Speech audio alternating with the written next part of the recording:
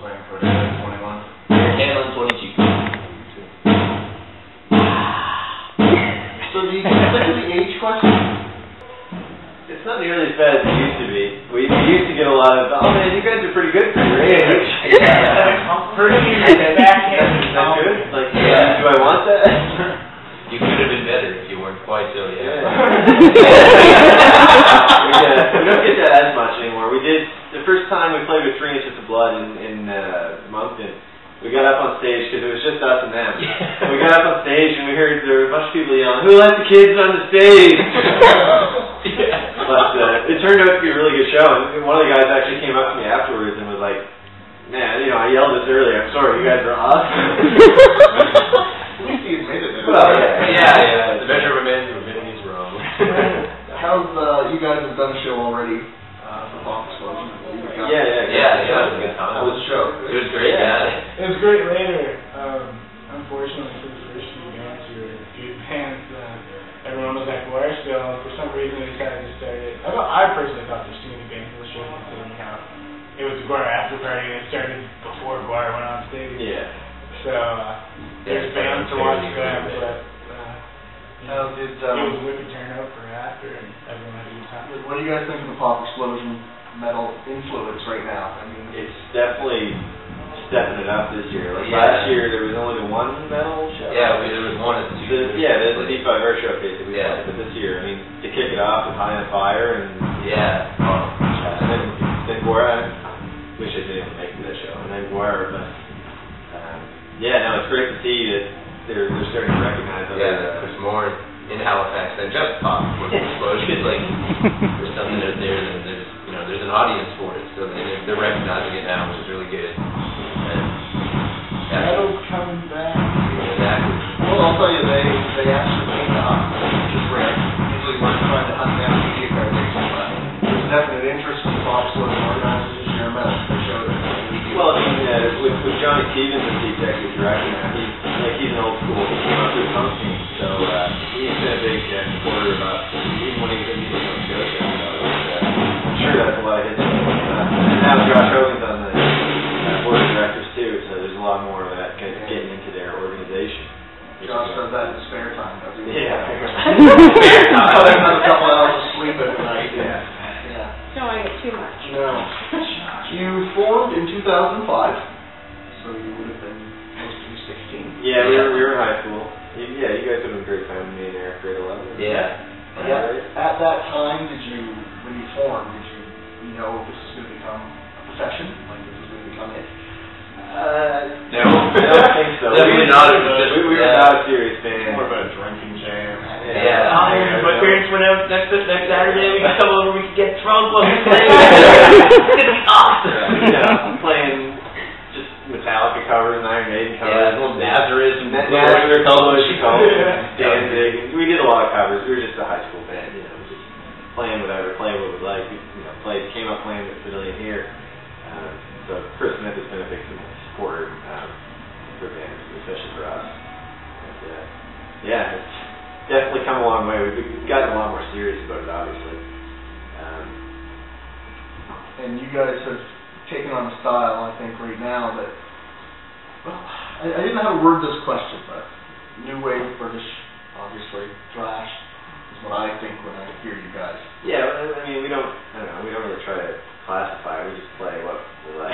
Yeah. No musician tries to classify it, but every fan wants to. No, we hate it. Genre identification is the worst thing that could ever happen. Especially in metal. Yeah, because you can't. You know what I mean? There's so many different little, it's just you guys do have a unique sound to this day and age. I mean, there's not a lot of people doing what you do, but yet, locally, definitely locally, if not maritime locally, you guys are probably known as, one of the premier heavy metal bands that we have. Why aren't more bands doing what you do? I have asked myself the same question. I'd love to see more bands doing old school metal, but you just don't see it around here in Maritimes as much as I like. I mean, we've played with bands from, like we were talking earlier today about a band called Striker from Edmonton, who are incredible old school metal. Like, the guy could, sing, like Rob Halford is here, this guy's here. Yeah. Like, he's up there with Dio. Dio. He's incredible. Dio is like, yeah, these guys are amazing. And, Skullfist from Toronto are also amazing old school metal. And so I don't know what it is, you just don't see it in the Maritimes, but it is in Canada, and there are bands out there doing it, so it's good to see. I mean, we met in a pit in trying to get a brotherhood because we've been spit on by that wild man. On a night. But I mean, you said today, we just play what we like to hear. Exactly, man, and that's how it started. We were just, it'd be fun, just jam a couple, like a Motorhead song or something like that. And then, let's just jam on something, see if we can write something. And it obviously sort of sounded like what we were just playing 10 minutes ago. And so that's how the influence definitely gets in there and finds its way into what we end up producing. Awesome. We got a couple people asking, it mentions it on your website, there's no great detail. In 2008, you guys were in a car accident. We're assuming that was, were you on the road when that happened? Like, yeah, we were actually on the road. We were in a plane, landed on the road. No.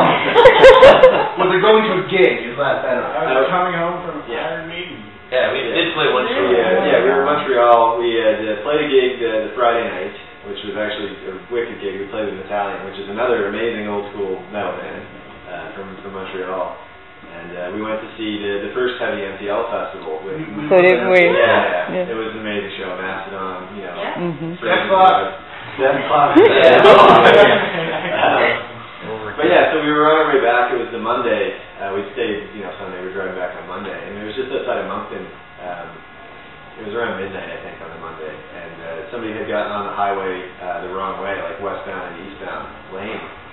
So we came around a curve just as they did, and just head on, and so, I don't know, Sylvain ended up with, three breaks in your leg, and a fractured jaw, and scalp. And I lacerated my spleen, and so I was in intensive care in Moncton for a week, and then they sent me home on bed rest or whatever for another week. And you were in there for what, a month? A month and a half. How long were you in Moncton? 2 weeks, I think. 2 weeks in Moncton, then a couple more weeks back in Halifax. When we got to Halifax, we went into the hospital and snuck him out so we could smoke a joint. But we went out in a wheelchair and he was just like, Probably one of the best metal stories I've ever heard. I don't really ask them, but I'm smiling.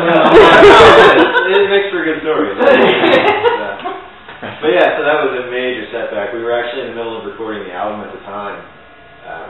But thankfully we had most of the drum tracks already done, so we were just we had to get reorganized and get our shit together again after the accident. And so it was at least 3 or 4 months before we could play a gig again. And then, it was just a house party or something. So it was a long time before we really got back on our feet after that. So yeah, did it make you wonder if,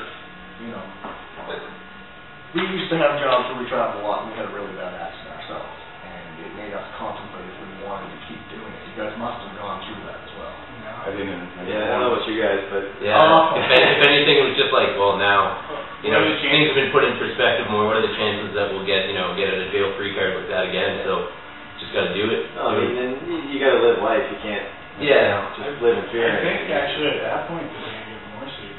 Yeah, it was probably a turning point. There was a little bit of turmoil in there, but afterwards we came back stronger than ever with more ambition, I think. Awesome. Speaking of that album, it's with Diminished Fifth, the D5R, as we call it. Fiber. How's that relationship been? Great. Really good. It's been awesome. Josh is the hardest working person. Yeah. I've seen him come to a party once and he flyers the party. Come here, extra cater. Yeah, man, he brings flyers. Yeah. He's still got a super drunk party with him. Everyone left with a flyer, like, stuck in their back pocket. He flyers me at BLS. And he knows me. Along that same vein, the ECMAs, you guys are nominated for live recording. That was quite nice. Yeah, it was definitely cool. It was a great experience. Every band that was nominated for that category, we got to know really well. We're all good friends with everyone now, so it was a really non-adversarial thing, right? I don't think anybody was big into, we gotta win this thing, we gotta. Who did they home? Motorly. Yeah, Motorly, Black Moor from Moncton. And which was cool. I mean, they're all awesome guys and great band. And but even going into it, we said any band that wins is cool. Yeah, They're all great. They're all wicked. We had done a tour previously with all the bands that were not in just a week long thing. Amazing time. New album.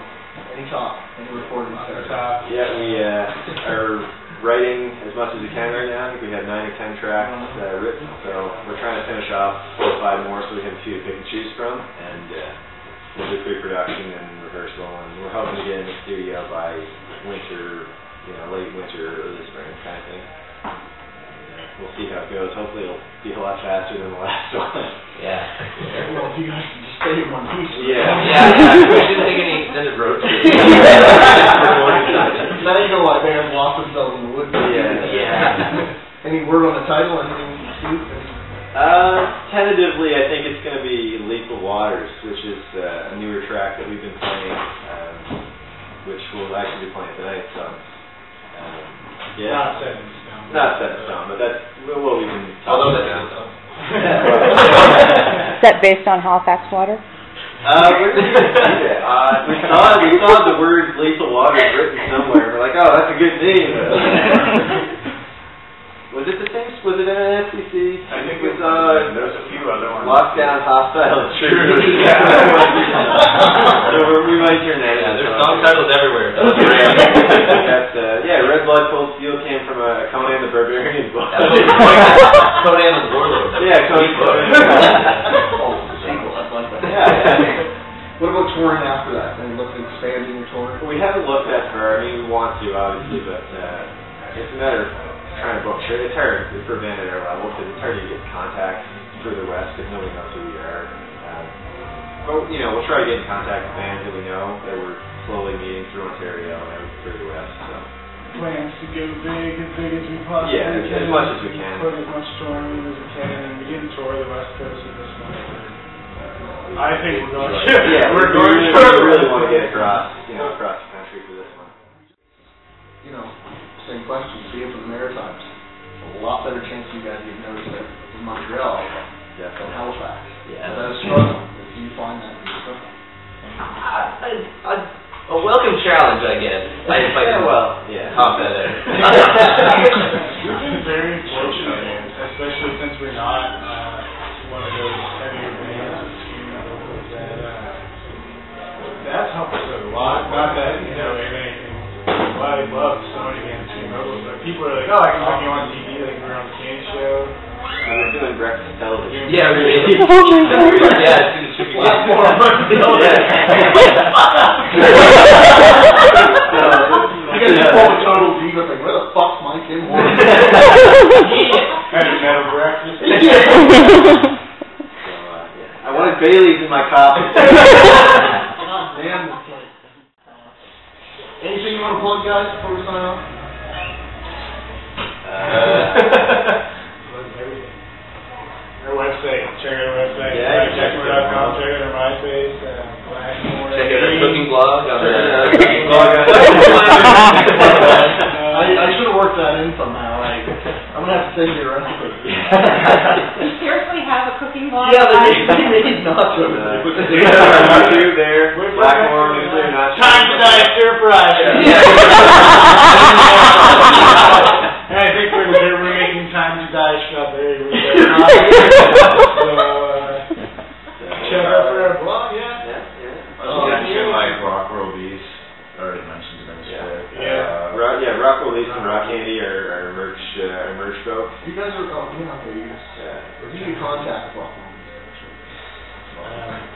Yeah, hard to get a hold of Tim, the proprietor of that. They've done a lot for us, but they're kind of busy man. Yeah. He's got a lot on his plate. Cool guys, I thank you for doing this.